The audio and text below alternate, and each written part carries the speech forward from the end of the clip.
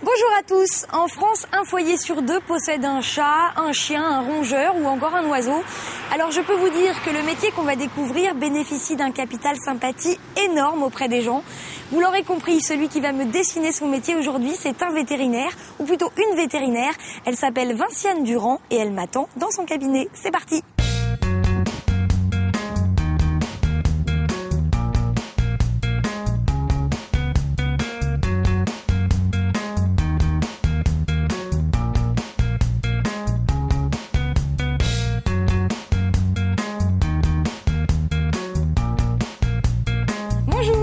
Bonjour docteur, on dit docteur ou pas? On dit docteur, mais on peut m'appeler Vinciane, on peut dire bonjour tout court. D'accord. Est-ce qu'il y a du boulot là ou est-ce qu'on attaque? Est-ce qu'on attend? Alors on attaque le matin par les chirurgies. Ça permet en fait d'endormir les animaux dans de bonnes conditions et qu'ils soient bien réveillés l'après-midi pour que les propriétaires les récupèrent sur leurs 4 pattes. Donc là c'est chirurgie? Donc chirurgie ce matin, on a un petit chat à castrer.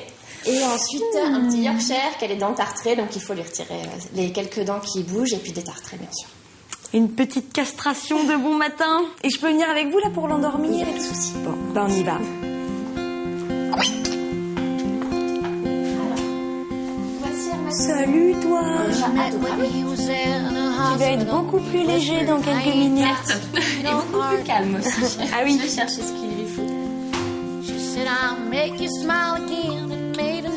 suis désolée.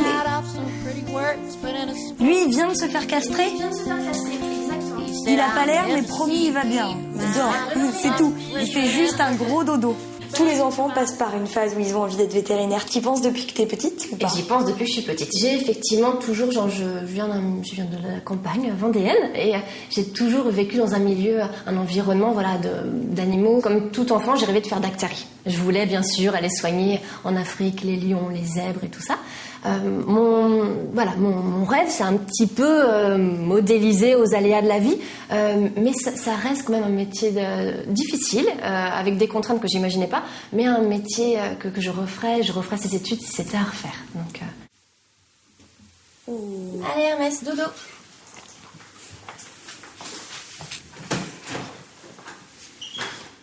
On va vous mettre en fait la même chose que j'avais tout à l'heure, juste une petite Charlotte sur les cheveux. Chouette, ouais. D'accord. Ouais, je trouve ça important de me mettre une Charlotte. D'accord. Votre première Charlotte. Oh non, malheureusement, j'ai envie de dire c'est pas ma première. D'accord. Je crains que ce ne soit pas ma dernière non plus. D'accord. Alors eux, ils sont pleins de poils, ça pose de problème à personne, et nous, les 3 cheveux qu'on a, faut qu'on les pousse. Exactement. Pauvre petit père, si tu savais ce qui va t'arriver. Et pourquoi faut lui raser la patte? Là, je lui mets une voile veineuse. C'est un cathéter, en fait, qui va permettre d'avoir accès à sa veine directement. Donc là, en cas de problème, ça permettra de lui injecter des produits pour le sauver. Exactement. Si jamais exactement. Si la fréquence cardiaque descend de façon anormale, s'il nous fait un arrêt respiratoire ou des choses comme ça. C'est le même protocole que pour un être humain, quasiment. Ça s'inspire des protocoles en lui-même, ouais, exactement.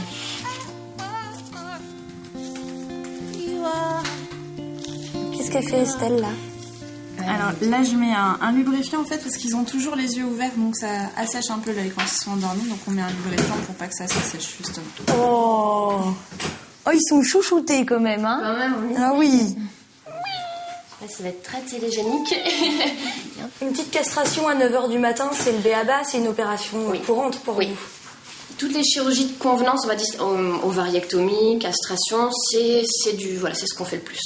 D'accord, donc c'est la routine, c'est la routine. Il n'y a pas de risque particulier, c'est pas une grosse opération.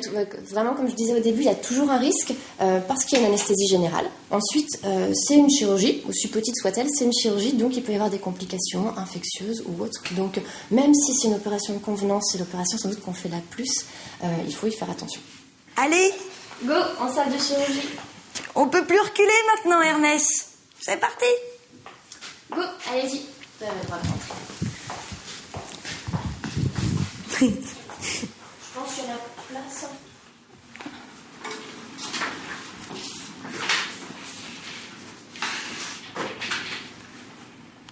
Je prends ma petite lame pour inciser, hop, la peau. Donc il est entouré d'une vaginale, en fait, ce testicule, une petite peau. Je l'incise aussi, plus délicatement possible, pas que ça saigne trop. Donc j'ai mon testicule, son canal sanguin, et le canal spermatique. D'accord. Je les sépare l'un de l'autre et je fais des nœuds. Ah, c'est ça? C'est tout bête. Exactement. D'accord. Enfin, c'est tout bête pour nous. C'est tout bête, Peut-être ouais. pas pour toi, Hermès, mais... Donc n'hésite pas à me dire, Alex, si tu te sens pas bien, parce que bon, ça doit être tout bête, c'est quand même une chirurgie, j'ai un chat qui dort, il y a un petit peu de sang, donc... Non, je suis au top. Ça marche. J'ai limite envie de faire un nœud. Aïe, c'est fini. C'est quoi les contraintes que t'imagines pas? Alors les contraintes, c'est les contraintes de chef d'entreprise, parce qu'en fait je suis plus salariée, je suis chef d'entreprise et j'imaginais pas qu'il y ait la lourdeur administrative. Beaucoup de chefs d'entreprise vont dire ça, mais on est formé, on a 2 ans de prépa, 5 ans d'études à être médecin pour les animaux, à être vétérinaire, et on n'est pas formé à gérer tout le reste. On n'a pas toujours l'âme d'un chef d'entreprise, l'âme d'un vétérinaire est différente, je pense, donc on doit s'adapter aussi à ces contraintes-là. On apprend ça aussi dans la formation à tatouer? Oui. Ouais. Oui, parce qu'au début, on le fait pas bien. Il y a des tatouages qui restent pas. C'est vrai. Donc, c'est pas compliqué en soi, mais il faut apprendre à bien mettre l'aiguille, à mettre suffisamment d'encre, des choses comme ça. Hop.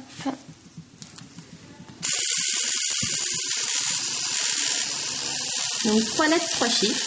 C'est pas toi qui C'est pas moi qui choisis les choisis, lettres non. et les chiffres. On peut pas choisir de tatouer Bibi 85. Non. Sinon, ce serait tout le temps pris, Bibi 85.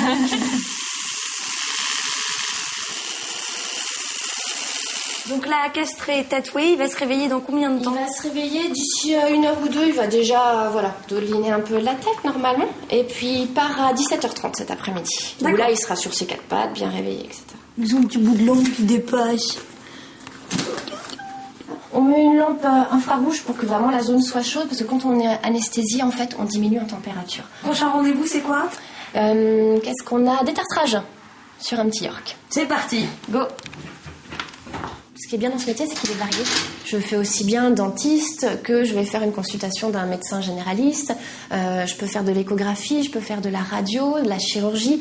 Donc, ce qui permet quand même de moins s'ennuyer. Et puis, chaque cas est nouveau, chaque personnalité est nouvelle. Qu'est-ce qui, toi, t'a stimulé pour faire ces études qui sont longues, qui sont difficiles? C'était quoi? C'était l'amour des animaux? C'était l'amour de la médecine? Ce que j'aime bien, c'est la place de l'animal auprès de l'homme, que ce soit auprès des enfants. Je trouve que ça aide un enfant à grandir. C'est un confident qui ne juge pas, c'est important.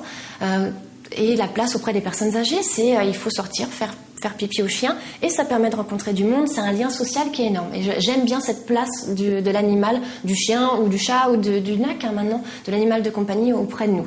Et c'est ce côté-là. L'amour des animaux, bien sûr, c'est une base, mais c'est vraiment ce triangle propriétaire, vétérinaire, chien qui m'intéresse, ce réseau social. C'est un métier alors qui nous remet toujours en cause, c'est-à-dire parfois on a des petites victoires, on se dit j'ai réussi à le sortir de là, et puis des déconvenues aussi. Personne n'est parfait, ça reste du vivant. Il y a des choses qu'on n'arrive pas à palper, le pourquoi du comment, c'est toujours un peu compliqué. Et c'est un des rares et même un des seuls métiers où on est autorisé à donner la mort. Est-ce que ça, on peut s'y préparer? On n'est pas préparé à ça. On n'est pas préparé. Je vais avoir un côté assez objectif, mais on a ce droit. Et parfois, je trouve que c'est une chance. Et c'est vraiment au cas par cas. C'est quelque chose qui se décide au fur et à mesure avec le propriétaire en fonction de l'animal, de ce qu'on a déjà essayé, pas essayé, choses comme ça. Mais c'est une chance aussi, je pense. Mais ça reste dur pour toi. Ça reste dur, oui, ça reste dur. C'est notre planning de chirurgie. Castration, tatouage, c'est fait. Castration, tatouage, c'est fait. Il nous reste des tartrages. Donc Brindillette, elle a pas mal de tartres, il faut lui retirer. Elle est venue ce matin avec sa propriétaire, on a fait un examen clinique qui était tout à fait normal. On lui a posé déjà sa voie veineuse, c'est-à-dire son cathéter. Donc moi je vais lui faire directement une prémédication qui peut permettre de la rendre un petit peu vasouilleuse dans son cathéter. Et puis d'ici 5-10 minutes, ça sera parti pour le reste. Anesthésie générale aussi là pour Anesthésie générale, ouais. Oui, c'est un chien qui va avoir la gueule ouverte, on va mettre la main dedans. Exactement, on veut éviter quand même, je vais garder mes mains, ouais. Oh, t'as peur, toi, ça va bien se passer, t'inquiète pas. Comment tu fais avec un chien agressif là pour lui faire ce type de... C'est plus sport. En général, soit avec le propriétaire, si le propriétaire maîtrise à peu près son animal. Quand il arrive, on met une petite muselière ou un lien au niveau de la gueule, en fait, pour éviter de se faire mordre. Tu t'es déjà fait mordre? Je me suis déjà fait mordre, oui. Ça fait mal. Oh, il y a pire, mais c'est pas terrible quand même. non, là.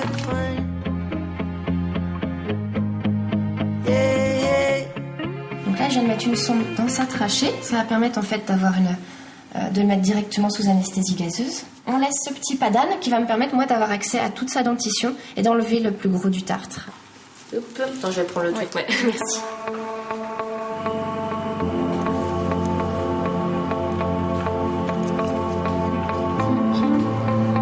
Là, j'ai bien peur qu'il y ait la dent qui vienne avec. Ouais. De toute façon, s'il y a une dent qui bouge, il ne faut pas la laisser. C'est une source de tartre monstrueux, c'est une source de douleur pour le chien. Là, le bruit, ça te fait rien? Alors, le bruit passerait sur un tableau de tête, mais ça te fait rien. Très bien. On en est réveillé.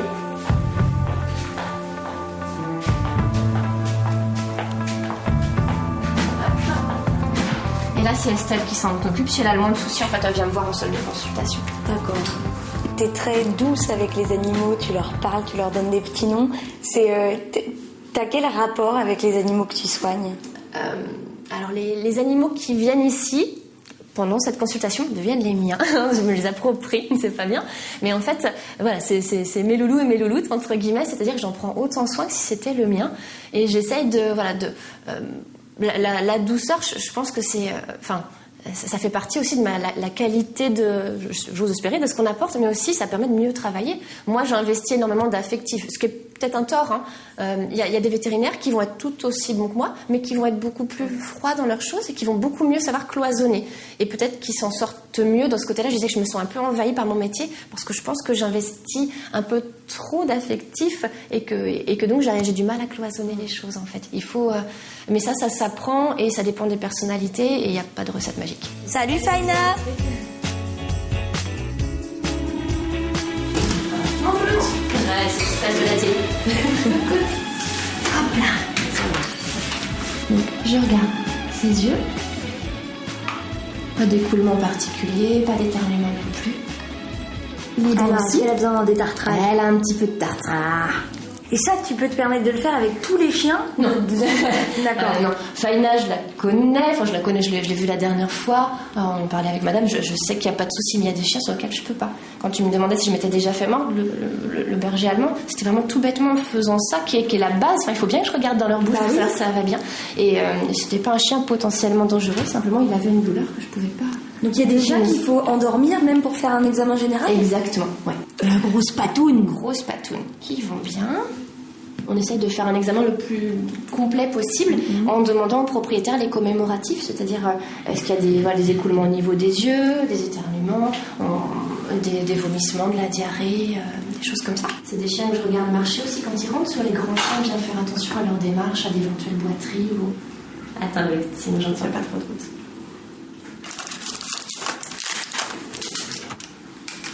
Donc la vaccination, ça se fait sous la peau, en général. C'est pas plus stressant que ça.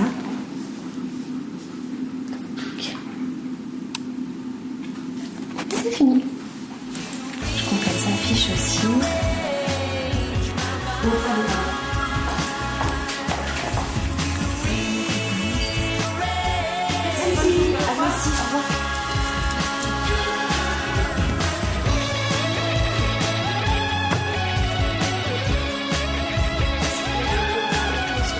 Les chats, il y a une approche un petit peu différente du gros chien qu'on vient de voir avant. Il faut les prendre en douceur, entre guillemets, il faut les laisser un peu vivre leur vie. On ne peut pas les contraindre, on peut pas... c'est différent. C'est différent en communication. Malvelette. Super.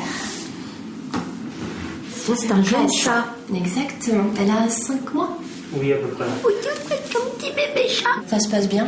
Ah ouais. Ouais, super. Les câlins, tout va. Alors, on a remarqué qu'elle a un petit ventre. On ne savait pas pourquoi, pourtant elle n'est pas encore opérée. Je suis peu d'accord. Elle a un petit bedon, ouais. Elle a pas mal, donc potentiellement, ce serait une chatte qui risque de prendre en fait, parce qu'elle a un petit dépôt de gras en arrière.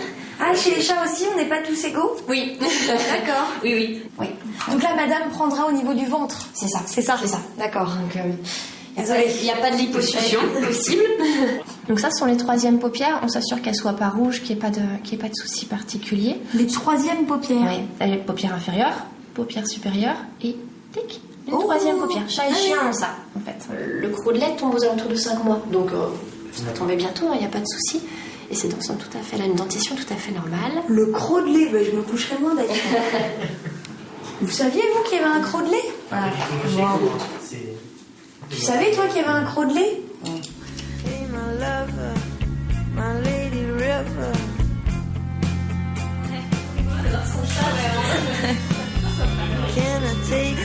Au revoir. Allez-y, entrez.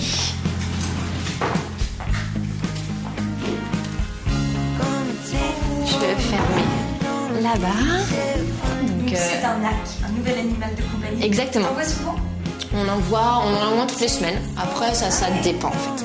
Hop, 310 grammes la dernière fois, 560 aujourd'hui. C'est bien. Ça change un peu pour toi, c'est... Oui, c'est génial. Enfin, moi, j'aime bien. Ouais. Exactement, ouais. Et c'est d'autres pathologies du coup qui vont... C'est d'autres pathologies, ouais. D'autres pathologies, une autre approche anesthésique aussi, parce qu'ils réagissent pas du tout de la même façon à l'anesthésie.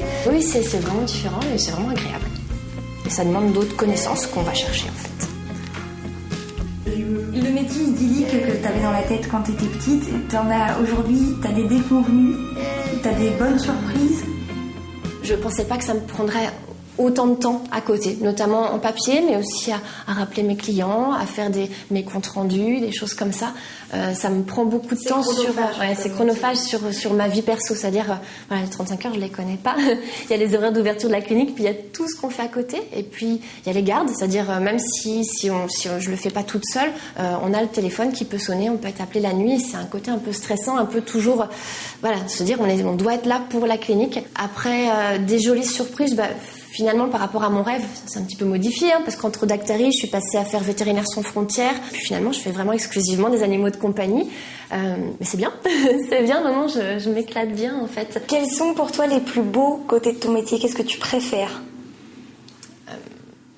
Ça va être vraiment tout bête, mais c'est ce qu'on a vu ce matin sur le chaton, c'est la première vaccination. Et encore là, le monsieur a peut-être pas osé trop discuter, mais en général, les gens arrivent avec une envie de bien faire qui est énorme, un petit chaton ou un chiot qui demande qu'à partager, qu'à devenir membre de cette famille, et c'est la consultation. Alors c'est peut-être le b.a.-ba, mais c'est ce que je préfère, c'est très bête, c'est ce que je préfère parce qu'il y a un potentiel énorme, parce qu'il y a tout à mettre en place pour que ça se passe bien pour les 15 ans à venir, parce que les gens sont en demande, parce qu'ils sont à l'écoute, et c'est un peu ce que je préfère.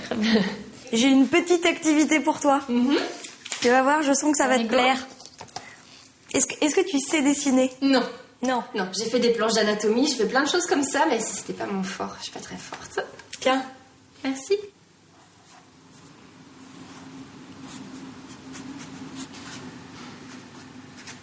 Hop.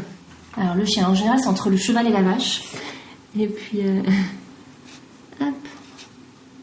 C'est à la fois, je l'ai pas mal répété, la gentillesse, effectivement, un plaisir de travailler que j'espère partager quand les gens viennent me voir, un plaisir quand même, content d'être là, mais aussi une technicité. Je suis peut-être pas assez axée là-dessus, mais si on fait que des animaux de compagnie, qu'on se restreint à ça, c'est aussi pour apporter un maximum pour eux, parce qu'on peut pas tout bien faire.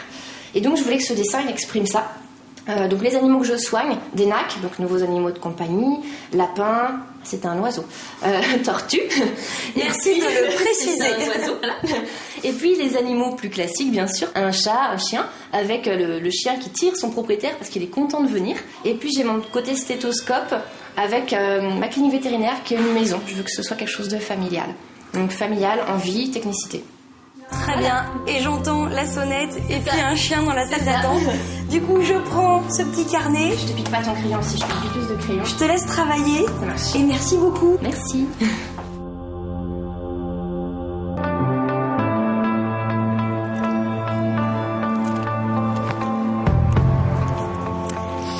Et voilà, ça y est, j'ai assisté à ma première castration, un grand moment qui fait partie du quotidien de Vinciane, qui fait vraiment un beau métier. Je vais la laisser continuer sa journée. Bambi, Pampan et moi, on rentre à la maison et on vous dit à la semaine prochaine pour un nouvel épisode de Dessine-moi un métier. Bah alors toi, t'es pas en forme? C'est vrai? Bah alors, c'est Vinciane qui te fait trembler. Elle est gentille pourtant. Alors ton haleine, c'est mieux ou pas? Pas encore. On dit souvent que les maîtres ressemblent à leurs chiens. J'aimerais bien voir la tête de son propriétaire à lui.